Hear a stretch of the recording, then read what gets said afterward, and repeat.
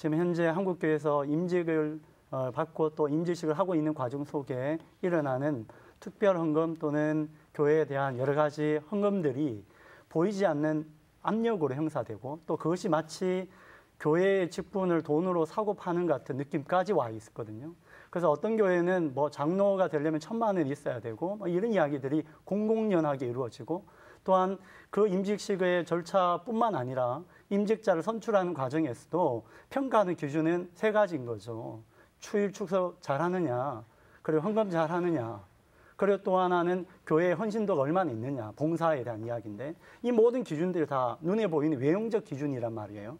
그렇기 때문에 그것으로 신앙을 판단하는 기준이 되어 있기 때문에 오늘날 결국에는 임직식의 절차뿐만 아니라 선출과 모든 과정에서 돈의 문제를 떼놓고 생각할 수 없는 거죠. 뭐 교회의 중요한 직분 때문에 사실 최근에 큰 스캔들들이 일어나지 않습니까? 표를 얻기 위해서 뭐 돈을 수십억을 썼다 그런 소리가 들리고 모든 교회 목사가 수십억을 횡령을 해가지고 지금 감옥에 들어가 있고 뭐 이런 일들이 지금 비일비재한데 이 교단에서 치리도 안 해요. 이 정도 되면 한국교회가 타락했다고 봐야죠. 사실 한국교회 사회봉사 70%를 그 한국교회가 담당하고 있다고 그러거든요. 인구 분포대에서는 10%밖에 안 됩니다. 그럼 10%밖에 안 되는 교회가 한국교회 사회복지 70%를 담당하고 있으면은 이건 많이 하고 있는 거예요. 그런데 사회에서는 자꾸 왜 적게 내놓느냐. 오히려 제가 볼 때는 사회봉사보다는 한국교회의 윤리적인 수준이 보다 더 높아야 된다. 저렇게 생각을 해요. 예, 분명하게 사회복지의 약 60 내지 70%가 개신교가 맡고 있는 건 사실입니다. 근데 중요한 것은 밖에서 볼 때 느낄 때 그 느낌의 감정은 목적이 다른 데 있다고 보는 거예요. 그렇죠. 다시 말하면 교회가 열심히 봉사하지만 그들의 일반 국민들의 생각할 때는 마치 교인 만들기 위한 마치 밑밥같이 느껴지는 거죠. 사실 여기에 중요한 것은 오늘 한국교회의 문제는 많은 일은 하고 있지만 자세히 근본적 문제에서는 예수 그리스도의 정신이 상실돼 가고 있기 때문에 문제인 거죠. 사실 이 문제는 굉장히 중요하다고 생각해야 됩니다. 그래서 사회복지를 얼마나 했느냐, 객관적 데이터가 중요한 게 아니라 어떤 자세를 지금 우리가 하고 있느냐.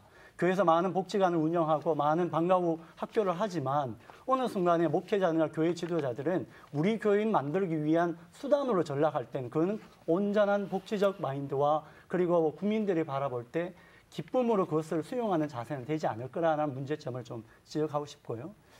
근데 지금 한국 교회의 헌금의 제일 큰 문제는 축복받기 위하여 헌금하는 것. 물론 뭐 다 그렇다는 건 절대로 아닙니다. 정말 감사해서 하는 헌금도 엄청나게 많고 그렇지만은 목사님들이 그걸 너무 강조를 해요. 좀 지나치게 강조를 해요. 근데 이게 위험한 이유가 뭔가 하니까 이게 바로 샤머니즘이거든요. 무당에 이렇게 복채를 많이 넣으면은 굿이 효험이 있고 적게 하면 효험이 없다. 이런 우리 주위에 이런 문화가 있기 때문에 우리는 이런 걸 피해야 되는데 오히려 이것이 이용되는 겁니다. 그래서 교회 연부 액수를 늘리기 위해서 이런 그 말씀을 하시는 거, 목사님들이 이런 설교를 하는 거, 이건 전혀 기독교적이 아닙니다. 건축에 4조 6천억이라는 엄청난 부채가 건물에 운영하는 비용으로 다 사용되고 있는데 결국은 이 문제에서 헤어나오지 않으면 한국교회는 건물지상주의적 교회 안에 갇혀져 있는 거죠. 그런 의미를 본다면 이것들이 너무 한국교회 안에서 건물중심적 신앙, 건물지상주의에 빠져 있기 때문에 나타나는 형태, 그것이 바로 건축으로 이어지는 문제들로 나타나는 것이 아닐까. 이것은 결국에는 많은 교회, 100교회 이상이 1년에 경매 처분되고 도산하고 부도가 나는 이 시점들. 그렇다면 오늘도 다시 한번 점검해 봐야 될 것은 과연 한국교회는 크리스탈 교회의 모델로 갈 거냐 아니면 미국 세비어 교회 모델로 갈 거냐 두 기로에 서 있는 것 같아요. 그런 입장에서 교회 대형화도 같은 문제 안에서 다뤄야 되지 않을까 생각됩니다. 교회가 자연적으로 성장을 해서 건물이 필요할 때에 그때 건물을 짓는 것은 괜찮다고 생각을 해요. 그런데 그렇지 않고 그냥 교회 건물만 지으면은 교회가 부흥할 것이다 생각을 해서 무리하게 대출을 해서 짓는 것은 그것은 전제다. 그래서 이런 점에서 말하자면 자연 발생적으로 교회 신자가 늘어나는데 예배드릴 공간도 없고 교회 공간도 없고 그렇게 해서 그 감당할 수 있는 재원도 마련돼서 짓는 것에 대해서 시비하면 안 되고 그 건물을 몇 층을 짓든지 저는 근본적으로 그것은 그 교회 공동체 결정을 문제라고 생각을 합니다. 그것이 그 이 사회의 근본적인 큰 틀을 해치지 않는 범주 내에서. 그리고 그러나 이제 우리 교회 내적으로 보면은 그런 능력도 안 되고 그런데 무리하게 해가지고 결국 그 책임을 다 한국 교회가 떠안아야 되고 비판을 받아야 된다면은 그것은 큰 문제다. 그래서 옳으냐 그르냐가 아니라 그럴 만한 상황이 됐느냐 상황이 되지 못했느냐 이것을 우리가 따져서 얘기해야 되지 않느냐. 영국의 어떤 신학자가 한 말이 1000명 이상 모이는 교회의 목사가 자기 교회 주인이 예수님이다 하기는 매우 어렵다. 그렇게 말했어요. 그게 아주 우리가 심각하게 받아들여야 됩니다. 우리 한번 상상을 해봅시다. 우리나라에 아주 큰 대형 교회 목사님들 한번 머릿속으로 한번 상상을 해보십시오. 목에 힘 안 주는 목사님이 몇 분 되는가. 저는 한경직 목사, 옥하는 목사, 홍정길 목사, 이도원 목사 이런 분들은 힘을 안 주는 목사님이었습니다. 그래서 대형 교회가 다 잘못된 건 아니에요. 그러나 거의 나머지 부분은 목이 힘이 갑니다. 그러니까 사람이 돈이 많아지면 힘이 생겨요. 그리고 부패합니다. 그래서 지금 큰 그 사고 나는 교회가 작은 교회들이 아니에요. 큰 교회에서 큰 사고가 납니다. 그렇기 때문에 저는 뭐 대형교회 그 자체가 다 잘못되었다 주장하는 사람은 아닙니다만 바람직하지 않다. 황우찬 세종대 교수가 몇 년 전에 쭉 그 전국 교회들의 연말 보고서를 검토를 해보니까 면 단위에 30명, 100명 이하 모이는 교회, 면 단위에 100명 이하 모이는 교회의 한 교인이 1년에 연보하는 액수가 서울에 1000명 이상 모이는 교회의 교인 한 사람이 내는 연보가 더 많다. 그런 결론이 나왔어요. 대형 교회는 교인들을 하여금 연보하지 않도록 또 봉사하지 못하도록. 왜냐하면 대형 교회는 다 전문가들이 다 봉사를 합니다. 주일학교 뭐 다 찬양되고 전문가들이 합니다. 그러니까 평신도들이 들어갈 자리가 없어요. 대형 교회는 평신도들이 되게 손님이에요. 그리고 연보 한번 던져주고 예배만 봐주고 좋은 멋진 설교 듣고 멋진 찬양 듣고 즐기는 겁니다.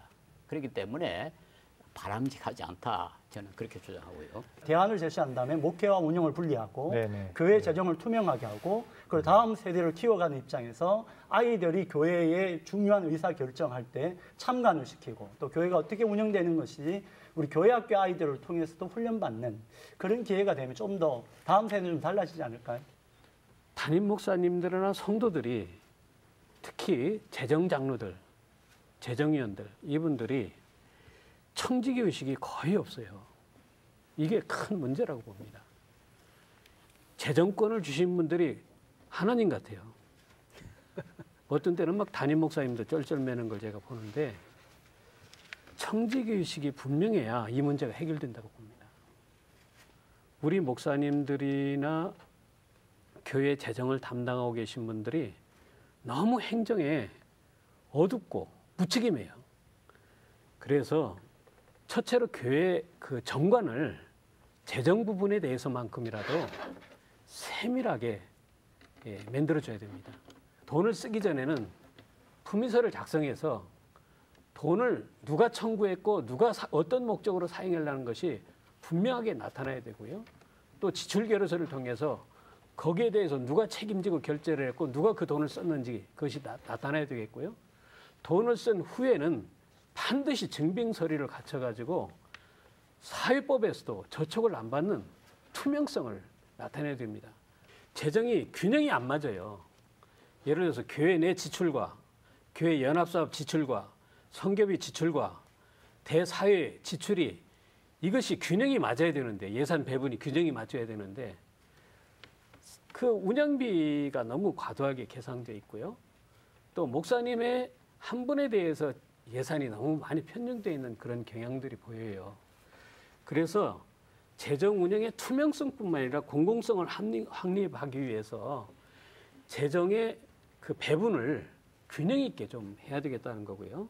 일반 사회의 세무회계법에 합당한 규정에 맞도록 장부 처리를 반드시 해야 된다는 것입니다. 특별히 우리 목사님들 은혜로 하지 마십시오. 은혜로 하기 때문에 사건이 터지는 것입니다. 한국 교회가 돈으로 아주 가난해졌으면 좋겠다 그렇게 생각합니다. 어떻게 가난해집니까? 많이 좁혀야죠. 많이 좁혀야죠. 평신도들도 목사님을 올바로 모셔야 됩니다. 목사님 말씀이면 콩이 파치로도 아멘 아멘 하는 게 목사님을 사랑하는 건 줄 때문에 교인들이 착각을 하는데요. 그건 엄청난 착각입니다. 그야말로 목사님을 망하게 하는 아주 첩경입니다. 목사님들의 사례를 좀 평준화했으면 좋겠다. 제가 관계하고 있는 교회는 기본급이 목사님이라 부목사님이라 전도사님이라 교회 사무에 동일합니다. 그리고 식구가 많으면 그만큼 더 드립니다. 저는 그런 제도를 우리 한국 교회가 집행해야 된다고 생각을 해요. 뭐 오래 했기 때문에 더 많이 받는 건 이 세상이고 우리 교회는 필요에 따라서 공급을 하면 됩니다. 목사님이 수요가 더 많으면 더 많이 드리고 수요가 적으면은 부목사보다 더 적게 드리고 한때는 우리 교회 부목사님이 담임 목사님보다 더 많이 받았습니다. 식구가 많기 때문에. 왜 그렇게 못합니까? 그렇게 하니까 교회들이 목사님을 존경하고 목사님의 설교가 아주 은혜롭고 그렇게 되더라고요. 그리고 우리가 다 같이 살거든요. 하여튼 교회는 돈을 멀리하면 뭘 할수록 더 신령해진다.